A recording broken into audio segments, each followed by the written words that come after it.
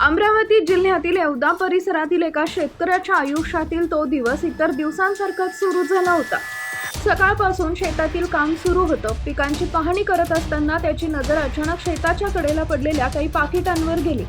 सुरुवातीला त्याला वाटलं कोणीतरी कचरा टाकून गेला असावा, पण जवळ जाताच त्याला काहीतरी वेगळं जाणवलं। एक दोन नव्हे तर अनेक पाकिटं तिथं विखुरलेली होती। नेमकं काय आहे हे पाहण्यासाठी त्याने एक पाकिट हातात घेतलं आणि क्षणातच त्याच्या चेहऱ्यावरील भाव बदलले।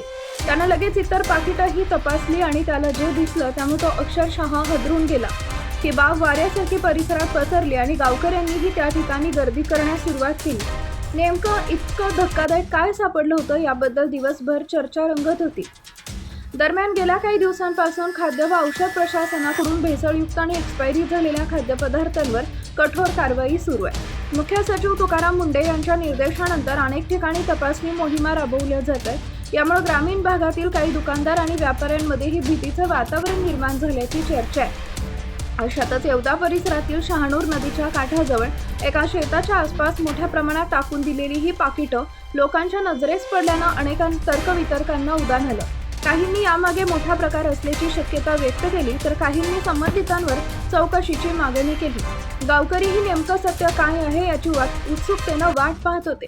मात्र अखेर सत्य समोर आलं आणि सर्वांनाच धक्का बसला। शेतात आणि शहानूर नदीच्या पात्राजवळ फेकून देण्यात आलेली ही पाकिटं चिप्सची होती।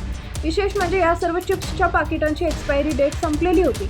खाद्य व औषध प्रशासनाच्या वाढत्या कारवाईच्या भीतीनं एखाद्या अज्ञात दुकानदारानं किंवा व्यापाऱ्यानं हा एक्सपायरी झालेला माल विक्रीऐवजी लपवण्यासाठी किंवा नष्ट करण्यासाठी इथं फेकून दिल्याचा संशय व्यक्त केला जातो। या घटनेनंतर ग्रामीण भागात विकल्या जाणाऱ्या खाद्यपदार्थांच्या गुणवत्तेचा मुद्दा पुन्हा एकदा चर्चेत आला असून संबंधितांवर कठोर कारवाई करण्याची मागणी नागरिकांकडून केली जाते आहे।